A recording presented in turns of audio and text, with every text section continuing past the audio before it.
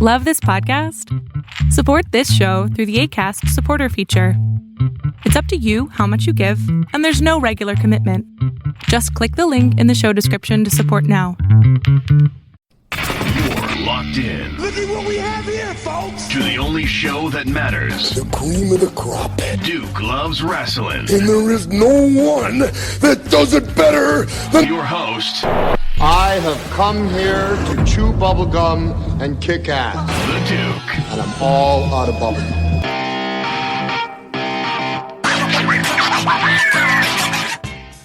Welcome back to Duke Loves Rasslin, the show about pro wrestling and everything else.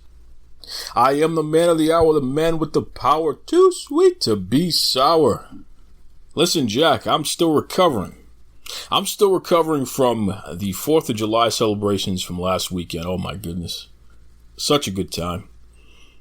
You know, a lot of folks sent me messages. First of all, shout out to Rudy Boy Gonzalez, last week's guest, the trainer of champions, great guy, who's so candid, so honest, so open about everything.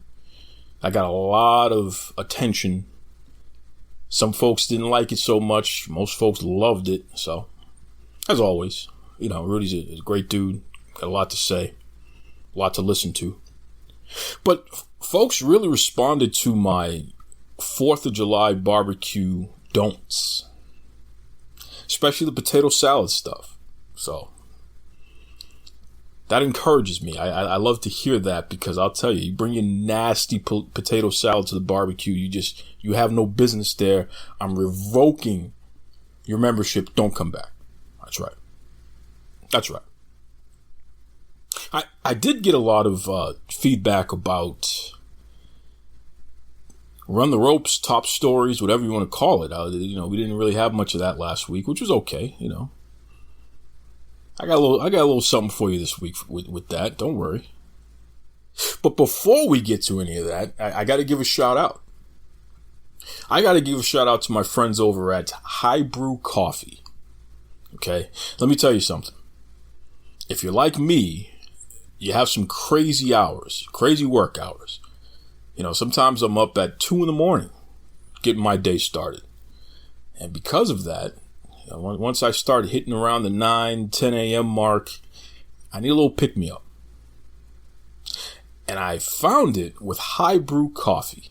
I mean, first of all, they have an excellent line of delicious coffees. You know, everything from dark chocolate mocha, which I just had a little while ago, to creamy cappuccino, which, you know, that's packed with some proteins, pretty cool. And, you know, they have everything, French vanilla. They even have an energy line where they have triple shots of espresso inside of their drink. Just really good stuff there. So again, if you're looking for a great coffee, you can head over to your local grocery store, what have you, pick up some High Brew Coffee. And in fact, check them out. You know, they're on Twitter. They're on Instagram. I believe you can even go to highbrewcoffee.com, see the product. You know, maybe they'll ship some out there if you want to just buy in bulk. But seriously, you know, delicious stuff, gets the job done, gives me a pick-me-up when I need it. And I'm pretty sure I can do it for you too. So check out High Brew Coffee. And with that said, you know, there's something really interesting that happened in the news. And before I really dig into the wrestling stuff, because, you know, we just came off of a big UFC pay-per-view and what have you. But before any of that, I got to talk about this thing that happened in a bagel shop. A bagel shop of all places. In fact, I need to talk to somebody about this. Hold on one second.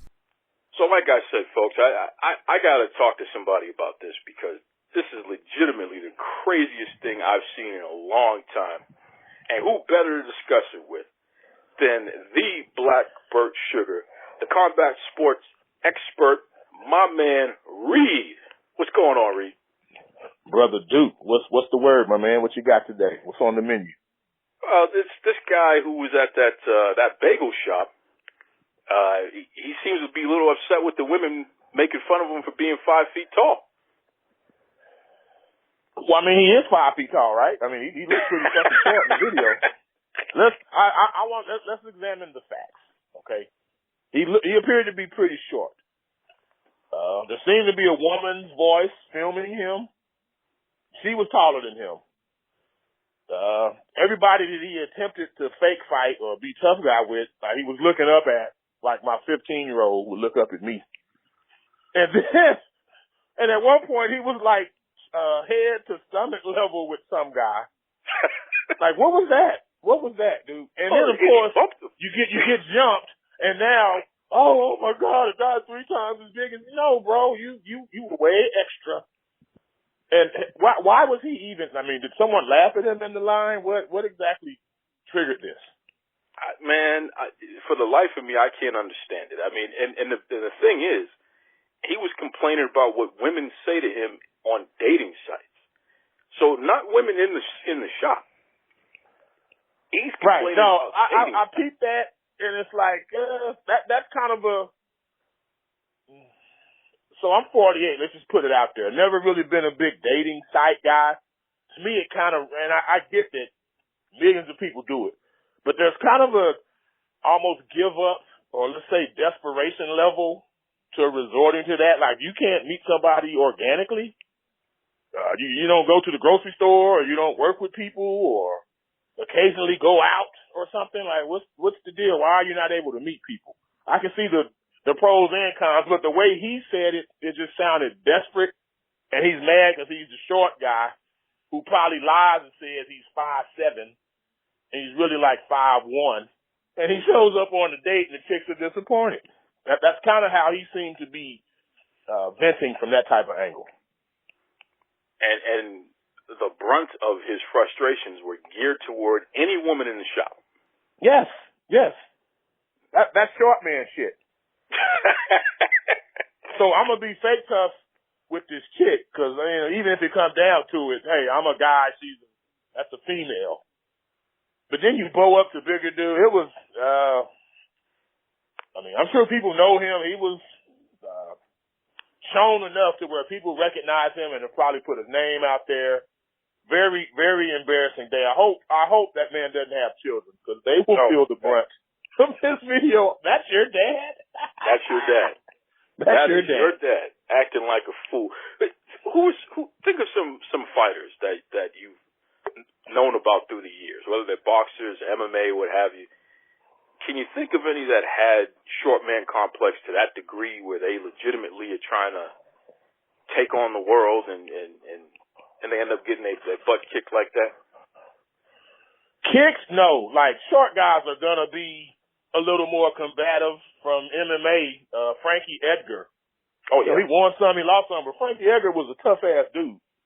Sure. Like, you knew, okay, don't go fuck with Frankie Edgar, because if you don't really want to fight somebody, and I'm talking like on a street level, not even in the octagon, if you're not really prepared to go outside with this guy and fight till it's over, don't talk shit to him just because he's 5'5" or whatever Edgar was. Another guy of that ilk from boxing was Aaron the Hawk Pryor. One of his quotes was, hey, I didn't weigh enough to play football, and I was too short for basketball, so boxing was perfect for me. Pryor was like 5'6", 5'5", 140 pounds at his best. And you're talking windmill punching. He truly fought like someone stole something from him. He truly fought that way. But to your point, these guys get it out of their system to where they're not in fucking, where was this guy, in a convenience store or a Subway shop or something? A bagel shop. Bagel shop? Okay, shop. Yeah, these dudes, they're not in bagel shops charging people up and talking aggressively to women who just, they might be like, oh yeah, I'm 5'2", bitch, okay, well, you should see how big my dick is. They say some shit like that, just come back cleverly. Sure. Come back cleverly. Don't be no one likes the angry little man. Well, and let me tell you something. He was real angry until somebody just finally knocked his ass over and told him to cut it out. I mean, the dude didn't even hit him. He just tackled him. And and I hate to keep cursing so bad, but here's the bitch part of it, dude. So you went from the antagonist to now, oh, you're the victim. Oh my God, he was 3 times bigger than me. Well, that's why you don't fuck with people 3 times as big as you, dude. That's why you don't do that. Don't poke the bear. Don't poke the bear and then complain because the bear fucked you up after you poked it. That's exactly what he did. It was pathetic. Everybody was minding their business until this fool decided to set it off. I mean, come on. And they were all laughing at him. Like, he was the butt of the joke. Yes, without a doubt. Without a doubt. Speaking of which, we just had the UFC. They put on their event this past weekend there over the holiday. 239, I believe, yeah. Yes, sir. Yes, sir. And then it was co-main events. You had Amanda Nunes and Holly Holm. Let's start there, actually, because as far as I'm concerned, that was the fight. That was the fight to see right there. Right. Holly Holm, but first of all, both Nunes and Holm have beaten Ronda Rousey, considered one of the greatest MMA fighters of all time. And this was a fight that everybody expected Nunes would have some kind of competition here because Holly Holm, she has some dangerous kickboxing skill and what have you. What the heck happened? What happened, Duke? First of all, this was, for all intents and purposes, this fight solidified Amanda Nunes as the greatest women's mixed martial artist ever. Holly Holm was the only historic, epic name missing from her resume.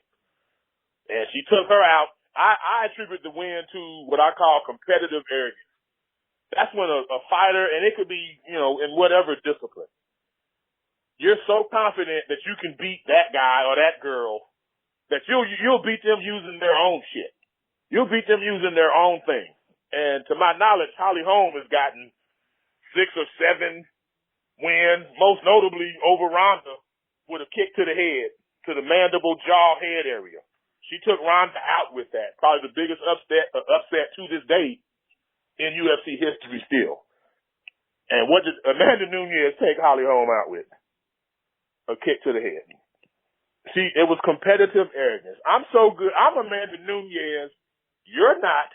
And because of that, I'm going to beat you using your own shit, Holly Holm. And she did just that. It was, how we say in the South, that was a gangster. That was a gangster performance. Gangster. Period. Well, and she said it before the fight that she was going to beat Holly Holm the way Holly Holm beats other people. And like you said, she sure did. I mean, I didn't even hear that interview. But the way she fought, Amanda Nunes is a black belt in Brazilian Jiu-Jitsu, if I'm not mistaken. She's not even trying to take these women down. I understand her not trying to take Cyborg down, because Cyborg is also a black belt in that discipline. But Ronda, no, she was just I'm going to stand with you and beat your ass. And Holly, boxing background, 7-time world champion or whatever. Yeah, she beat her standing up. Knocked her out in 1 round. Wow. What is it about Nunes that makes people underestimate what she can do? Because here's my take on that real quick, Reed.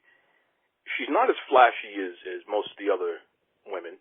She doesn't call herself the beautiful model and she's not out there pacing like a lunatic like Holly Holm does. She's not Cyborg with all these crazy tattoos and all this other stuff. Yet, so it's almost like people underestimate what she can do in the ring until they get hit that first time by her, and then it's like everything shuts down. People don't realize, first of all, and I hate to even go here. Yes, she's a lesbian, but she's not quite as manly as, say, a Cyborg. So the manly chick in a fighting discipline, she's going to draw interest. Well, Amanda isn't quite that. Obviously, she's not Holly Holm or Miesha Tate or Ronda Rousey either on the other end. So just with that, there's not going to be quite as much interest. She's still picking up English. Every fight, her English gets better and better. I love her endearing spirit. She's very easy to root for. You can see the joy in her face. She switches from just manic animal, killer during the fight to crying and shit. I love seeing that dichotomy with Amanda Nunes, and I'm a huge fan of her. In fact, her and Megan Rapinoe, good God, who do I pick? Who's at the top of my lesbian list now? Help me out, dude. Help me out. Well, Rapinoe has taken on Trump and made him look like a bigger fool than he already is. But you might get the nod on that one. But I feel like I'm cheating on Amanda now, and that's not cool. You know, I try to be a monogamous dude, but you know, you got some competition, Amanda. Yeah. Got some competition, homegirl. I do have to admit, when it comes to Megan Rapinoe, and shout out to the hated the sidebar like that, but you know, just no, that's a beautiful thing there, and shout out to the women's U.S. National soccer team. You know, the World Cup champions. And you know, Rapinoe is with my second favorite basketball player of all time, Sue Bird. Okay. Sue Bird. I mean, other than Bill Russell, Sue Bird is it for me in basketball. I'm telling you right now. Ever since UConn, I have been a huge fan of Sue Bird. I love her spirit. I love the way first ballot basketball Hall of Famer. Whenever she retires, first ballot easily, and going to be an unbelievable coach too, because she has a lot to offer. So I tip my hat to Rapinoe for landing a Sue Bird, because Sue Bird is just awesome. She's so good. She's playing in an era of basketball that's not even hers. Like she was she was 10, 12 years deep into this shit, even more than that probably. Easy.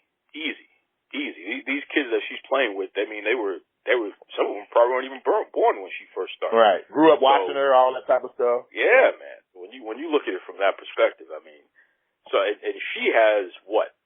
Sue Bird has 3 WNBA championships. So, I mean, come on.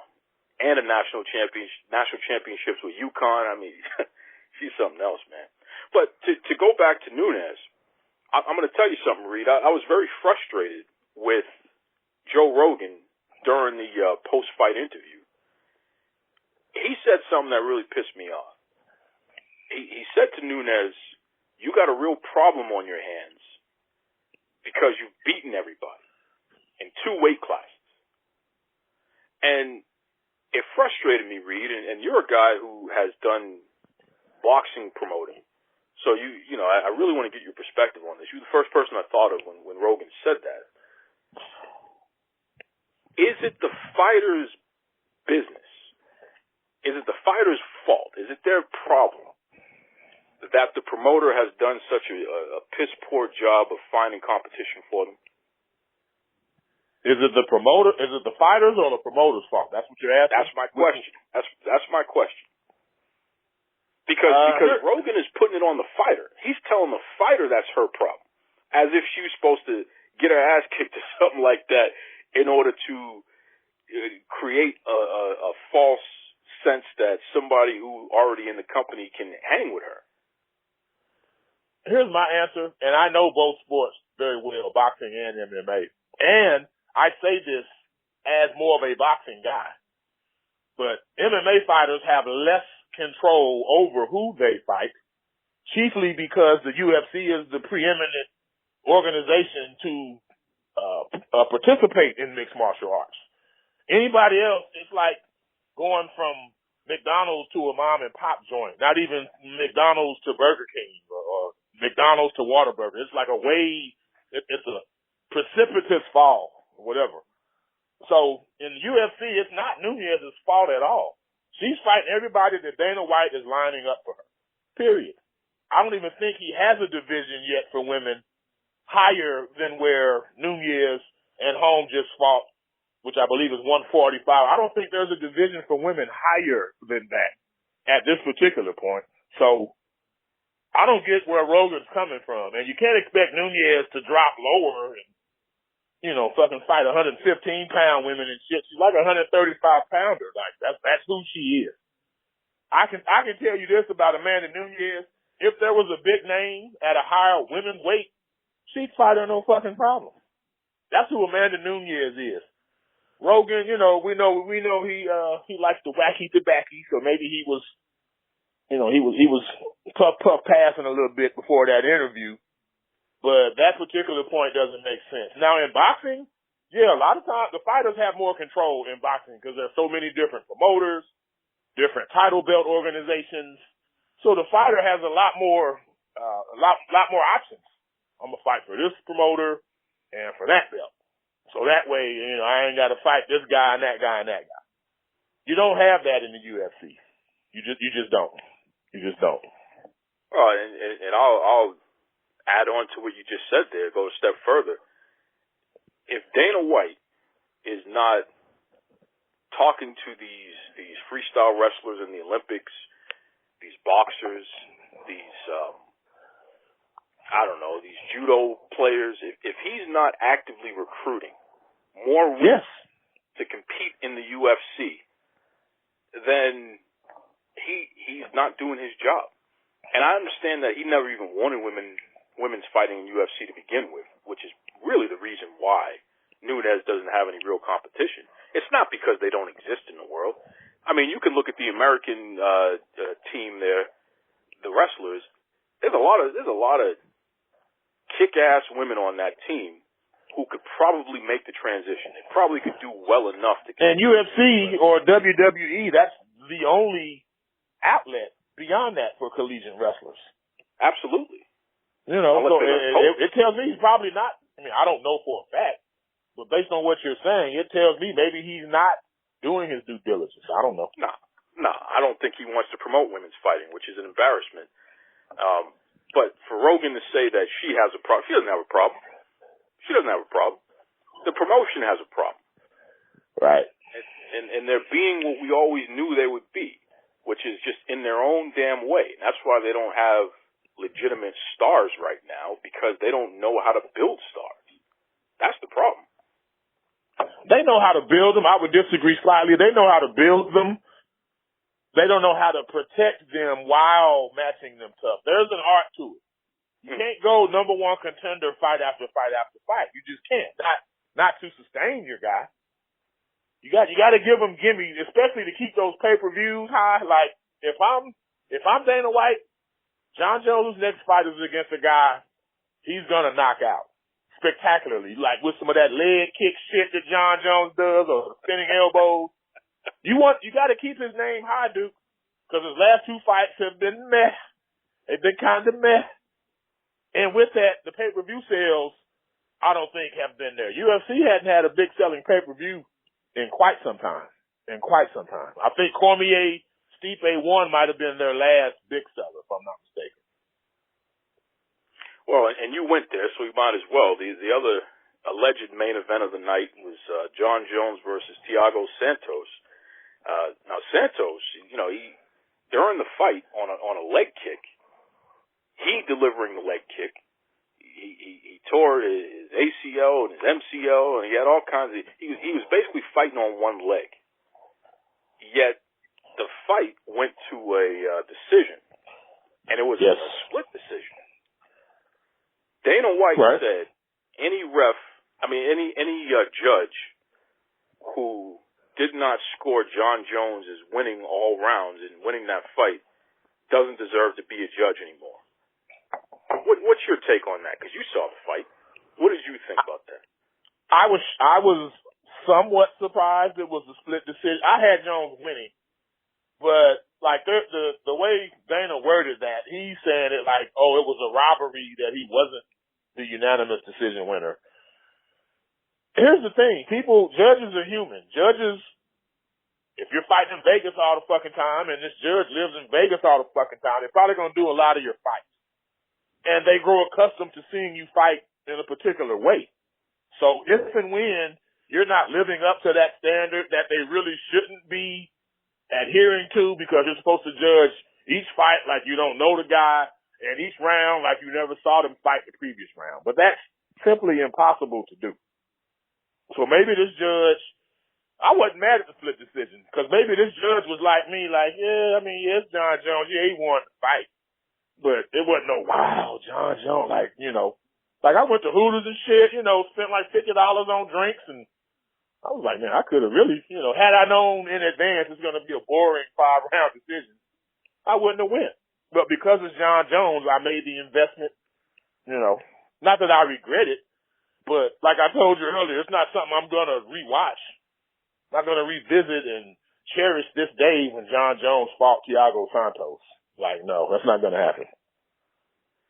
Is John Jones' performance an example of what happens when you're not hitting whatever it was you've been hitting all this time to dominate, when the performance-enhancing drugs are not available to you? It could be, Duke. I certainly can't sit here and rule it out, but because I like John Jones a little bit more than you do. I'm gonna be real with you. I'm not gonna say, oh, for sure, this is why his performances have been met. But obviously, it's in my head, like, bro, is it really because you ain't juicing no more? Like you told me, these were accidents. But yet you knock Cormier out with a head kick and you piss dirty. And now your last couple of fights have, aside from Gustafson, but I think he still had trace elements of something after that one. But since then, yeah, he's been, I won't say average because he's won both fights clearly. But I mean, yeah, man, it's the talk that's the reason is only growing louder. Let's put it that way. I'm gonna be diplomatic on this one. You should appreciate that. Well, I'll just say, John Jones, if you're listening, you know how I feel about you, man. I think you were. He does. Yeah. I think that your entire record should be stripped from you, especially the Cormier fights, because, quite frankly, you're a dirty player and you have no business in the sport. Period. No business. Let me ask you this. So, I think Cormier, I don't know if he's really spoken out one way or the other about fighting Jones again. I think Jones is trying to be the good guy now. Hey, Daniel Cormier, he's an upstanding guy. He's the world heavyweight champ. I have no interest in fighting him. Let him do his thing. Do you want to see Jones Cormier 3, Brother Duke? I'm going to be honest with you. Well, first of all, let me say this. Cormier has put out a statement saying that he's not completely against it. Okay. I missed that. Okay. And I think that has to do with the fact that Brock Lesnar and UFC can't figure what it out. What that means is, yeah, I'll fight his ass. That's his diplomatic. Oh, yeah, okay, I'm not against it. That means, fuck it, I'll fight him. Well, because that's what he told his publicist. Yeah, I'll fight him. That's probably the last money fight that he can get if Brock Lesnar is not. And UFC doesn't want to pay Brock Lesnar equal footing with Cormier. They're just not going to do it. Not now. Yeah, they ain't right. They ain't got the Cormier and Rousey fight popping off no more, bringing in money. So yeah. No, and I think McGregor and shit and all that, right? Yeah. Lesnar's not going to budge. You're either going to give him his money or he's going to stay with WWE because they're giving him his money. Right. He's getting paid anyway. I'm getting paid anyway, dude. Right. Like $10 million a year or something like that. So he's not hurting. But I'm going to tell you right now, I personally don't want to see Cormier and Jones again for this reason. I don't think there's anything to gain for Cormier, and there's everything to lose. There's something to gain. Beating Jones, especially with the parameters we just talked about, him looking more average, which leads to speculation. Yep. See, I told you he was on that shit. So now that he's not on it, he's looking human. If Cormier were to beat him, that would kind of expunge, to me, the first two losses from the record. But, to your point, if he loses that one, while we're still thinking Jones is not on this stuff, then it's like, yeah, you just couldn't beat him, dude. So, I don't even know. Man to man, I don't know what I would do. I wouldn't blame Cormier either way. I would say I would go into a third fight, probably rooting for Cormier for the first time. Be like, you know what? You deserve this win, dude. You deserve this win. I'm going to be honest with you, Reed. I don't think from an emotional standpoint and from a psychological standpoint, Cormier can handle losing John Jones again under any circumstance. I think that will break him in a manner that we may never get him back, which is, I hate to phrase it that way, but I'm legitimately concerned that it will drive him to a place that you never want to see anybody driven to. He was broken in the second fight, the head kick knockout, but John failing the piss test, that kind of bandaged it. So no, you're absolutely right, brother. If he lost to him a third time, well, we're pretty much all sure he's not taking nothing, then yeah. Oh, and even if we're sure he's taking something, I don't know if it's going to matter. I mean, when Ronda Rousey lost to Holly Holm, and then she lost to Nunes, I mean, she talked about the fact she didn't want to live anymore. Right. I'm concerned. We've never heard Cormier say that out loud, but I'm concerned that he's got a wife and kids. He can't. He's thinking it, but he can't say that. He got a wife and kids. Yeah. And for the sake of his wife and kids, for the sake of him personally too, I'm concerned that something like this will just will break him beyond repair. It's not worth it. To me, it's not worth it. I don't even need to see Cormier fight again, period. At this point, just retire. You got nothing to prove. It's okay. You got right. Even this rematch with Stipe is dangerous. Like, okay, you beat Stipe once in a fight. We were kind of like, I don't know, Cormier. You got him in the first round, but are you that sure? Like, Stipe can wrestle too. Now, that fight, if he lost to Stipe, it wouldn't, in no way would it damage him. Like, okay, I beat him, he beat me, whatever. Exactly. But that Jones one would be devastating. Nah, because they legitimately hate each other. And that is what it is. There's legitimate hatred there. And to lose to Jones again. I don't know. I can't.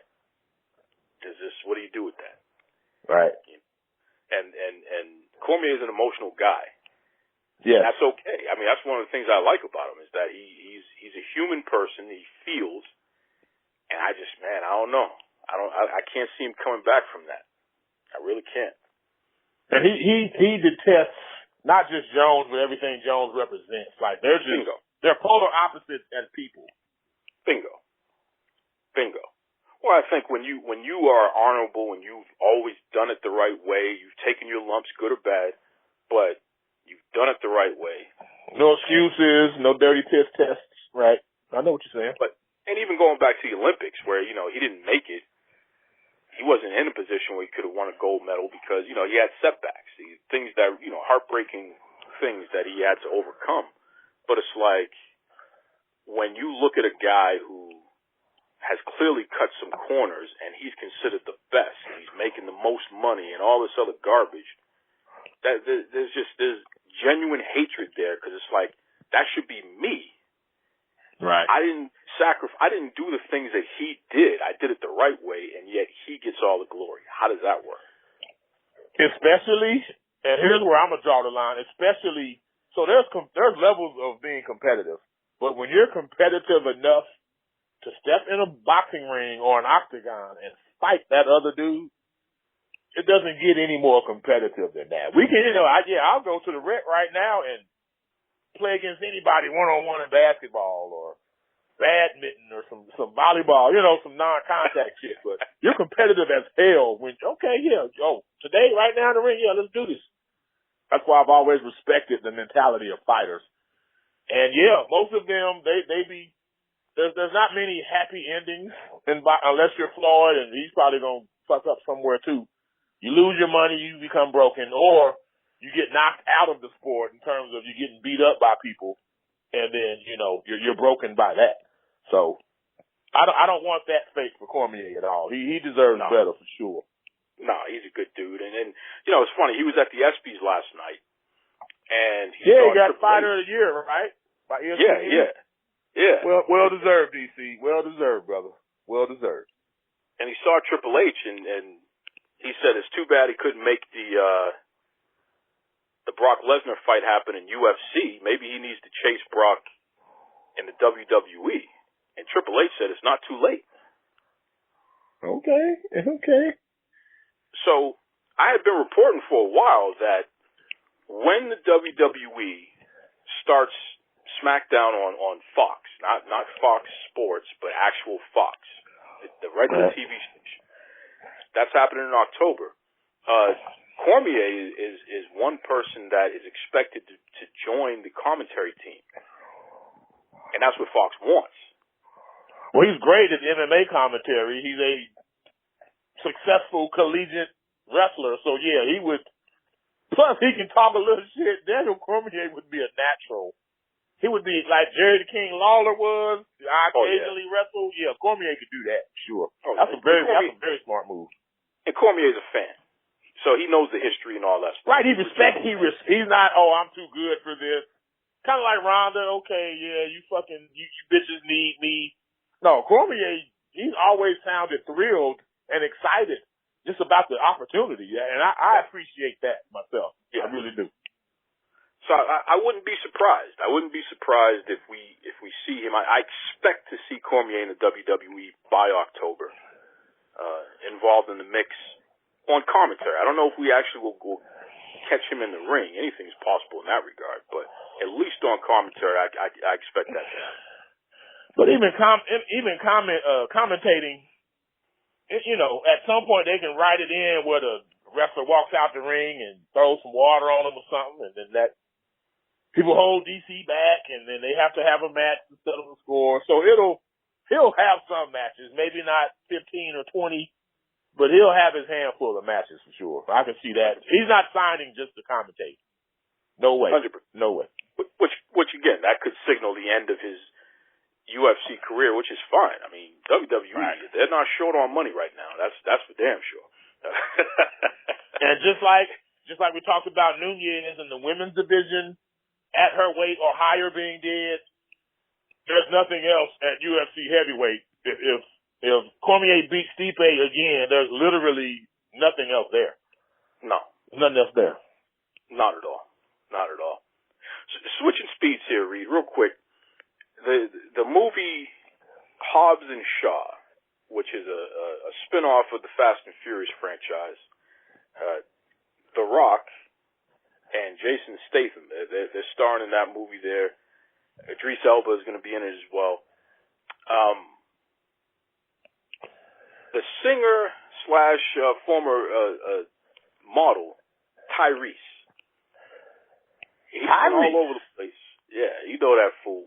He's been all over the place, really upset with The Rock that he agreed to do a spin-off from the Fast and Furious franchise because as far as he's concerned, they're all one big family and The Rock was the outsider who came in and he shouldn't have broken up the family by doing his own version of the project. What do you make of something like that? And I know this isn't necessarily a combat sports question, but what do you make of that? I mean, here you have one of the highest paid actors in Hollywood in The Rock. What obligation does he have to not continue to chase his coins in order to make Tyrese feel better? First, let me say, as a darker-skinned, bald brother, Tyrese has always been high on my list. He's represented us well, very well. But in this case, he's kind of been mental for the last little bit, right? Correct me if I'm wrong. Oh yeah, breakdown. Like, I remember he did a video, he's crying like Will and Jada was gonna wire him some money and then they didn't, and he's been kind of out there for a minute now, like he not might in be a on good that way. John Jones stuff. I don't know. Right, and I don't recall the last time. Not that I have any of his albums. I remember some songs he made because he got the ladies in the mood, so I used him in that way. But I don't think he's released any material lately as well. To your point, The Rock owes him nothing. For one thing, if this were The Rock's idea, he needs to take this to the people who brought the idea to The Rock. The Rock ain't like, hey man, maybe me and you, Mr. Statham, maybe we can let's start our own spinoff and I'll go to these producers and blah blah blah. So they're playing the same characters that they were in the Fast and Furious? Correct. Is that the case? Correct. Okay, see, personally, I was like, okay, I see why you're putting them together. I thought they were trying to do like an updated Tango and Cash type of thing. That's kind of how I took it. I've seen some of the Fast and Furious, but not all of them. So I didn't know they were portraying the characters from that movie. But they were the hard asses in the movie, right? Yeah, man, they were the cops. So, okay, we want to see that movie. And again, Mr. Tyrese Gibson, someone brought that to The Rock and Jason Statham. Your issue is with them. Your issue shouldn't be with The Rock. He doesn't owe you anything. What does he owe you? Is Tyrese, there's levels of celebrity. He's not is Tyrese C or D level? Like, you tell me, dude. Is he a C or D level celebrity? He's got to be a or lower. Yeah, he's not. No one's going out of their way to offer Tyrese any starring roles in any franchise. I mean, if they were, he wouldn't have time to be worrying about what The Rock is doing. Right. So back out of Fast and Furious 9, if you're even in the cast, back out of that if you got to prove a point. Otherwise, shut up, dude. Shut up. Go to the people. You probably know the people who offered the shit to me. Why are you mad at me? He did it for publicity. Because if he attacked the producers and the filmmakers, no one would care because no one's heard of those people because they stay anonymous for a reason. But he gets more meat. He gets more hits out of his message by attacking The Rock. And especially on that black on black level. Because you know The Rock ain't going to do shit. You ain't going to talk shit to Statham because he'll beat your ass. You know, he got true legitimate skills. It wasn't quite as weak as the short dude in the bagel shop. But yeah, this ain't been a good moment, man. This ain't been a good podcast we're doing. No, you know what's funny too? That movie's gonna be a #1 movie, obviously, because I think The Rock is on a streak where, at least for the past 4 years, it looks like everything he puts out hits #1. It's the reason they're doing Fast and Furious 9. Yeah. 9. Yeah. Not 4 or 6 or 7, 9. I ain't seen that shit since Friday the 13th Jason movies. Yep. Like, you really done made this many of them? Really? And this dude's complaining about something that's going to bring more eyes to 9. Yes. And more people will watch the films you were in, and I'm hoping you're getting royalties from that or whatever they call it in the film industry. Like, yeah, bro, it's going to help you too. But now you're playing, and didn't him and, not Ving Rhames, what's the other one? Vin Diesel. Yeah, didn't The Rock and Vin Diesel have issues? Yeah, but I guess they squashed that real quick because here's the point. Vin Diesel has like a executive producer credit on everything. I mean, he's one of the creators of Fast and Furious. Right, he was like the main guy. Him and the white guy, right? That died. Paul Walker. Yeah. Yeah. So even with this Hobbs and Shaw, I'm pretty sure Vin Diesel's gonna get a piece of that action anyway. So Vin ain't tripping. He's like, all right, bro. Bet. Make sure my check don't bounce. People want to talk trash about Vin Diesel. He legitimately is. I think he's the face of that franchise. To me, when you say to me Fast and Furious, literally the first face that comes to my mind is Vin Diesel. I ain't even lying. I'm being 100 with you. And as far as Money in the Bank, he's doing well than most of your favorite actors because of that franchise. So say what you want. Vin Diesel is paid. And I hate to say this for Tyrese's sake, but I think of Ludacris first before I think of your ass. In the damn Fast and Furious, bruh. Ludacris. Paul Walker. Who was it? Michelle Rodriguez. Yeah, see? I mean, it's been so, man, come on, bro. Come on. Who even remembers that Tyrese is in that movie? Oh, right. He was, I won't say an extra. He wasn't quite an extra, but he wasn't that dude. He wasn't that dude. We're going to see Tyrese in a celebrity boxing event one of these days because that's pretty much the only thing you're going to be able to do if he gets himself bounced out of this. I'll just put it we can do that another session because I got a laundry list of celebrity fights I want to see. Listen, I'm going to give you a teaser. This wouldn't happen, but the greatest fight ever, and I'm not bullshit, the greatest fight ever would have been Gary Coleman against Emmanuel Lewis. Oh, yeah.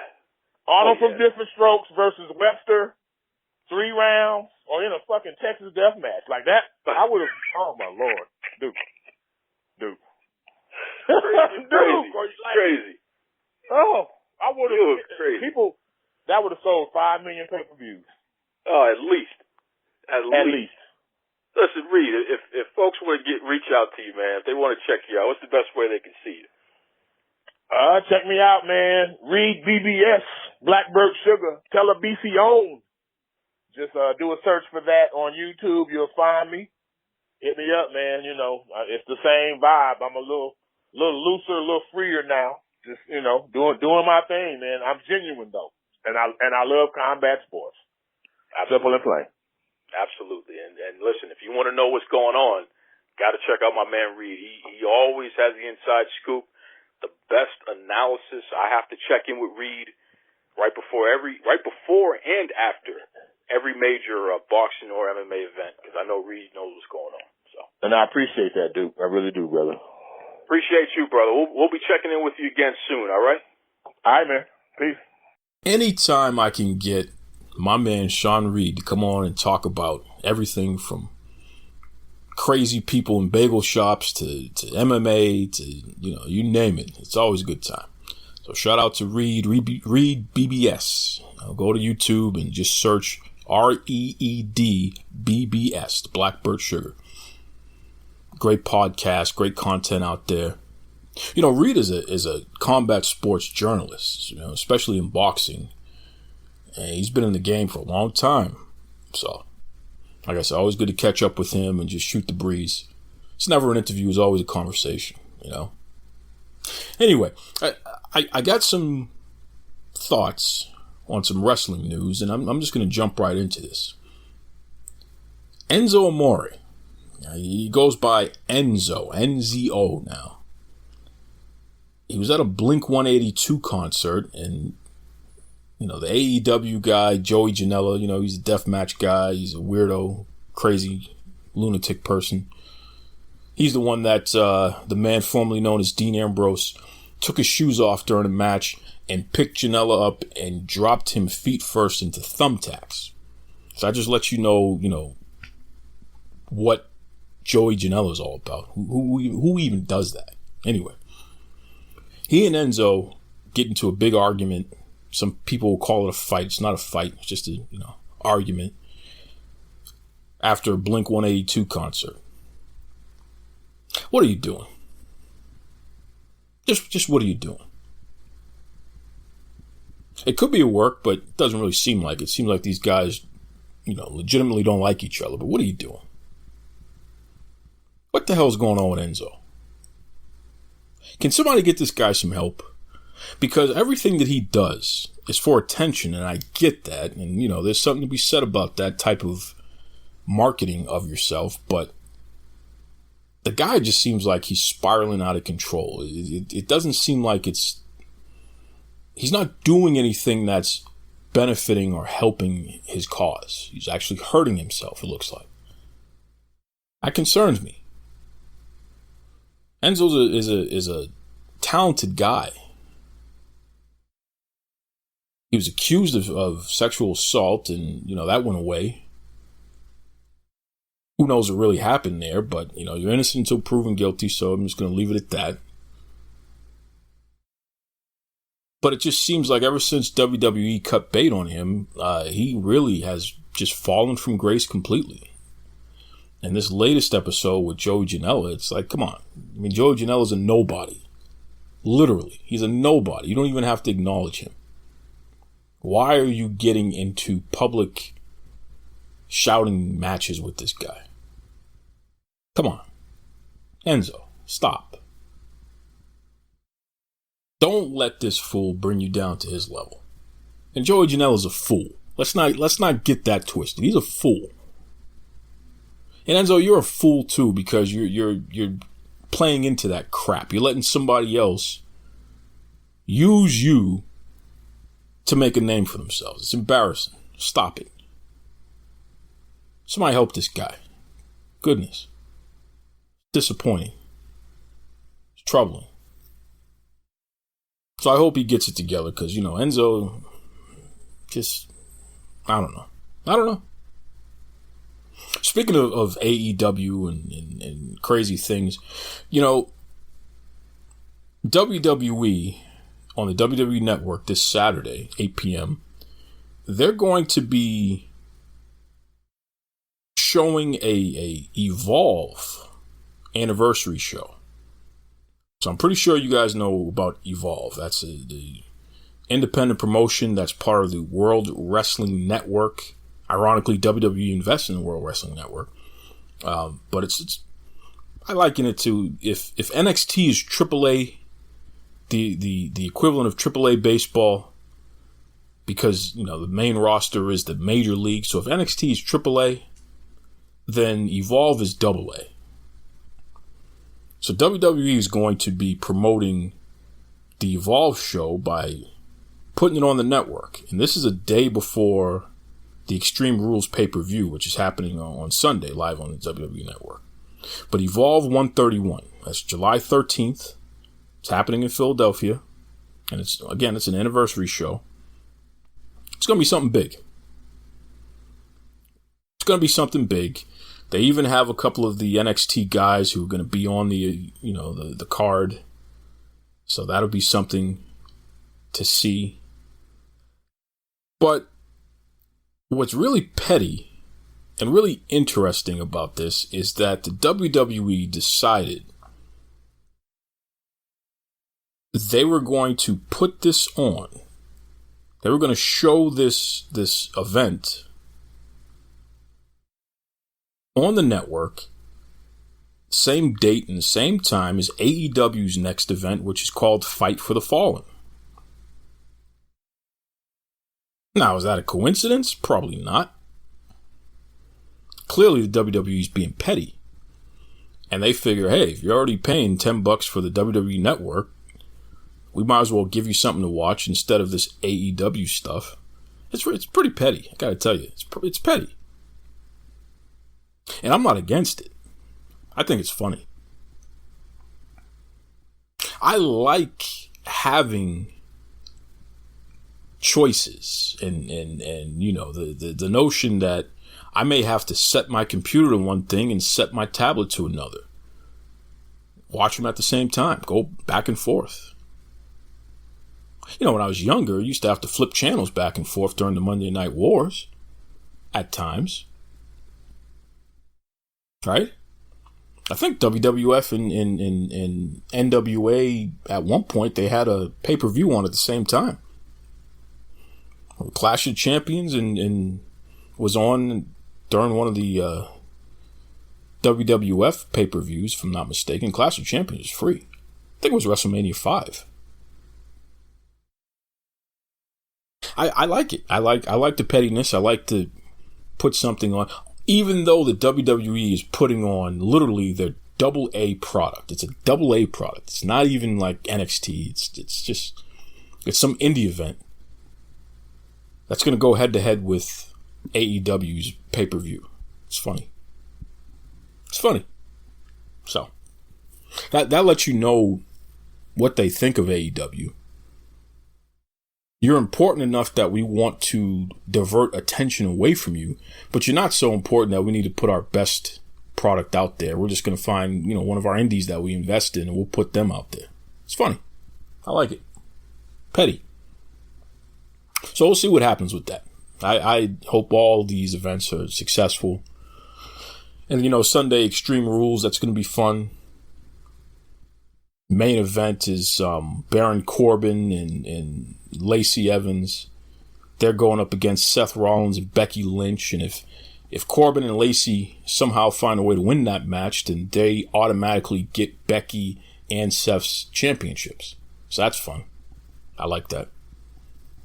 That's fun. You know what else is fun? The next Jim Ross book is going to be coming out. And you can pre-order it, which is pretty cool. Oh, Jim Ross, he had that Slobberknocker book that came out. It was a best-selling book, and he has a follow-up for it. So can't wait to read that. That'll be interesting. I like Jim Ross. I've always been a fan of Jim Ross. I always thought he's a interesting guy who is worth paying attention to. I don't always agree with Jim Ross, but, you know, I like him. So I'll be getting that book. Absolutely.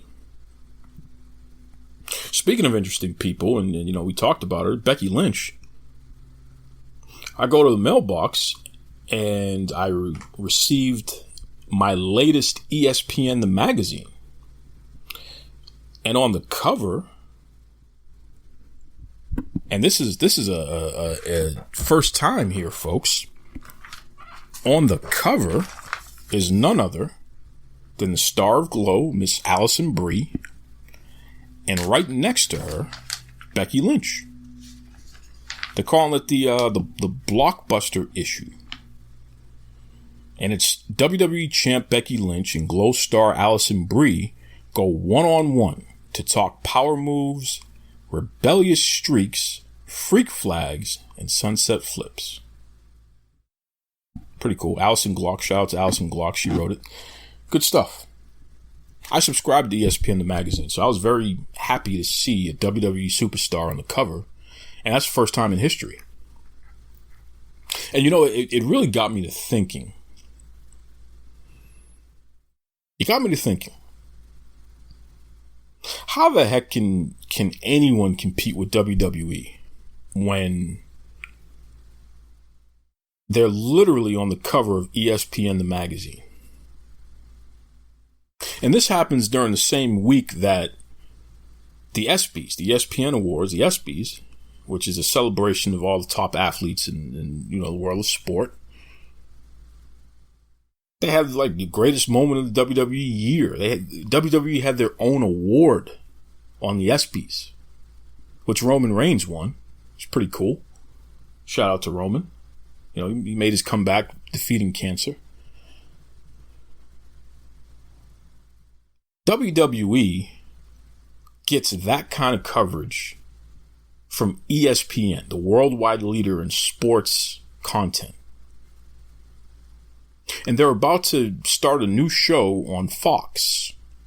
You know, SmackDown's going to be on Fox, regular Fox. On your TV dial. You don't need cable or satellite for it. It's regular Fox. That's happening in October. And Fox Sports 1, you know, the sporting channel, they cover WWE content. The Wall Street Journal, everybody's covering WWE. The Washington Post, everybody's talking about WWE. How the hell can anyone compete with that? The WWE is getting more mainstream coverage right now in 2019 than pro wrestling ever has in the United States in history. Strictly because there's more media out there and there's more different types of media. So they're getting more coverage than ever. If you take every other wrestling promotion in the world, American media doesn't cover them half as much as WWE. There's not half as much content out there on them as there is WWE. It's just a fact. So when people say AEW is going to compete, I want to know how. And some of you know, you're getting clever and say, well, they're going to be an alternative. And that's nice. It's a nice thing to say. Fine. But in what way? Are we saying, like, I don't know, are we talking about an alternative as in Heinz Ketchup is the number one ketchup company and you're saying, you know, great value brand ketchup? Like, what are we talking about here? Or are we talking alternative as in instead of using ketchup, you can use barbecue sauce? What do you mean by alternative? I need to understand this. Because I can tell you right now, AEW is not going to be on the cover of ESPN, the magazine. It's not going to happen.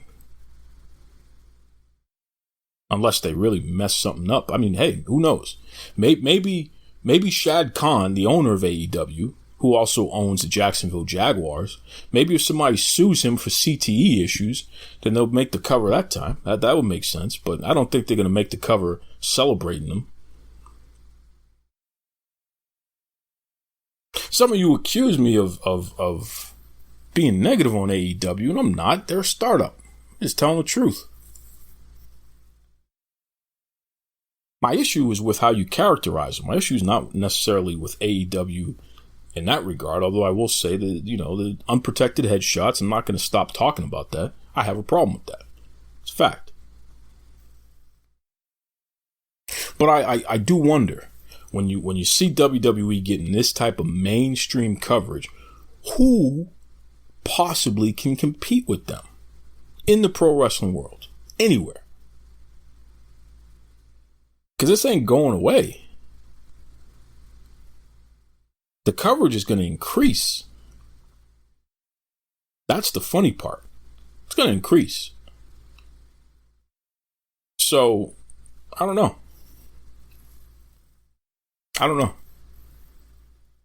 I think they're an unstoppable force. I think the WWE is just, man, and their best days are not behind them either. I think they're going to continue to only get better, which is scary to think of. Because who's going to be the next star? I look at what they're doing right now on Raw. You know, Paul Heyman has officially taken over Raw, and he's writing it, and everything's happening, and you have the Street Profits. I look at some of the things that they're doing without having to take a bump. They're not wrestling; they're hosting Raw basically, and showing character development, and it's awesome to see because it's making the consumer, the fans, care about this team before you even see them wrestle on the main stage. At some point, those guys could be great singles wrestlers, or they can they might be one of the greatest tag teams of all time. But they can stay healthy. But the fact that they are hosting Raw and they're engaging and interesting and hilarious. WWE is set up to be successful for a long time. I don't know, man.